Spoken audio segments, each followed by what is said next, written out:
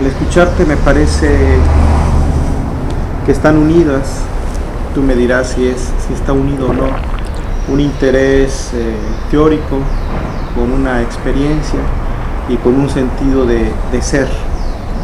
Por lo que entiendo, enseñar es un medio para ayudar, y para ayudar tienes que saber quiénes son, qué hacen, qué necesitan. Well, I think the question that you pose really gets to the heart of what teaching is all about, and that is that we need to look at teaching on two levels, really. One is the student, what the student brings to the classroom, and have a profound understanding of that, and then also to look at the content material, the concepts that we're trying to convey, and what are the best ways to try to convey those concepts. And I've found that the work of Vygotsky has helped on both levels in having an analysis of child development from the very beginning.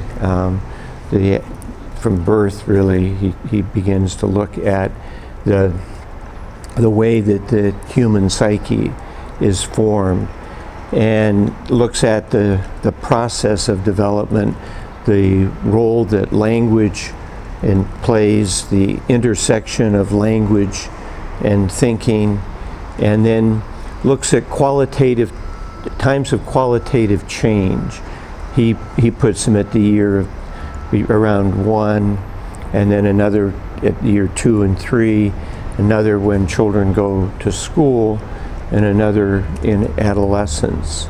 And these are times of qualitative change in the way that they're thinking, their modes of thinking. And for educators, I think it's important to have an understanding of how students have made meaning of the world, the process that they go through, and how they've created a system of meaning, and to value that system of meaning, and then to help to build on that system of meaning.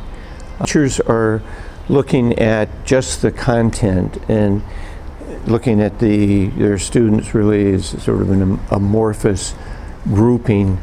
Then they are going to miss a huge percentage of the students. And so it's very important for teachers, I think, to get to know each of their students in as deep a way as possible, in order to then go to where that student is and help to build from there. Some of the people in social cultural theory use the concept of scaffolding, where you need to take the content material and then help to mediate their learning by constructing a scaffold around the concept. In order to have an effective scaffold, though, one needs to know where to start building it. And I think that Vygotsky helps teachers understand this process of development. He also spent quite a bit of time looking at the relationship between what he called everyday or spontaneous concepts that come through a child's everyday experience. A concept such as that the sun rises, or that the earth is flat. And then the child comes to school with these concepts, and at school they're introduced to more academic concepts, or concepts that he calls scientific concepts.